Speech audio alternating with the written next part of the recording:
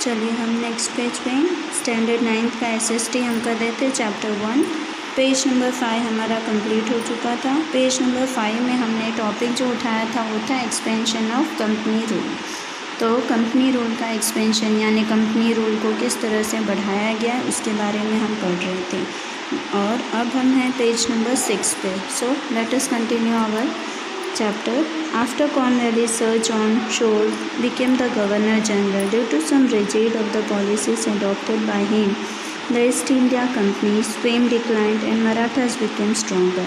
अब कॉर्नवालिस के बाद में सर जॉन शोर उन्होंने गवर्नर जनरलशिप निभाई और लेकिन कुछ ऐसी उनकी बनाई हुई पॉलिसीज़ थी जिसकी वजह से ईस्ट इंडिया कंपनी जो थी वो उनके जितने भी प्लान्स थे वो सब डिक्लाइंड हो गए। डिक्लाइंड यानी रद्द हो गए और मराठास उनके सामने ज़्यादा ताकतवर रहे।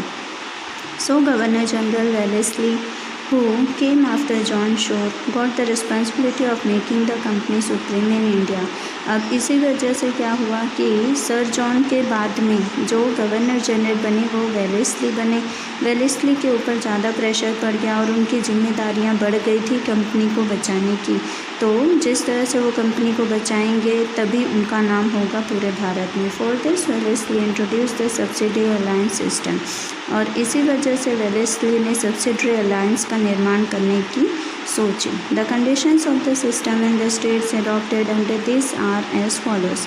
अब जितने भी कंडीशंस या सिस्टम को बनाने के लिए जिन जिन चीज़ों की सुविधाएं या सुविधाओं की निर्माण हुआ था वो सारी चीज़ें यहाँ पे नीचे इस टेबल में दी गई हैं। देखिए terms and conditions of subsidiary alliance system यानी सब्सिडरी अलायंस सिस्टम को शुरुआत करने के लिए क्या क्या कंडीशंस रखी गई।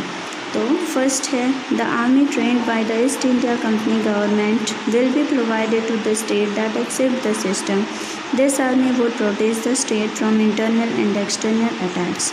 अब the army trained by the army को ट्रेंड करने वाले ईस्ट इंडिया कंपनी की सरकार होगी और उन्हें सब कुछ दिया जाएगा। Will be provided to the state accept the system यानी कि ऐसे राज्य को दिया जाएगा जो राज्य सारे सिस्टम को अपनाएगा। This army would protect the state from internal and external attacks. अब ये आर्मी का काम होगा कि वो अपने राज्य को हर तरह से चाहे अंदरूनी ताकत हो चाहे बाहर की ताकत हो हर तरह की ताकत या हर तरह के अटैक से बचाएगा।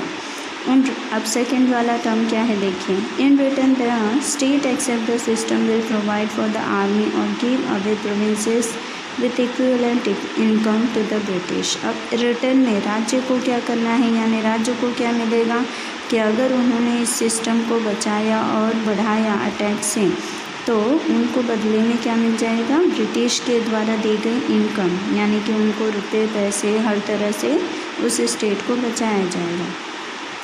अब थर्ड टर्म क्या था। Without the permission of the company the state will not wage war और sign treaty with other states. अब कंपनी की परमिशन के बिना कोई भी वार यानी कोई भी युद्ध या किसी भी तरह के कार्य को शुरुआत नहीं की जाएगी जब तक कंपनी उसे परमिशन नहीं देगी। और व्यापार हो चाहे वार हो दोनों ही चीज़ें किसी भी राज्य के साथ मतलब कोई नहीं कर सकता था जब तक कंपनी की परमिशन ना हो। फिर नेक्स्ट है फोर्थ वाला। There will be one English representative in the state assembly. हमेशा जब राज्य में कोई भी घोषणा की जाएगी तो उसमें से अंग्रेज़ों का एक रिप्रेजेंटेटिव वहाँ पे ज़रूर होगा।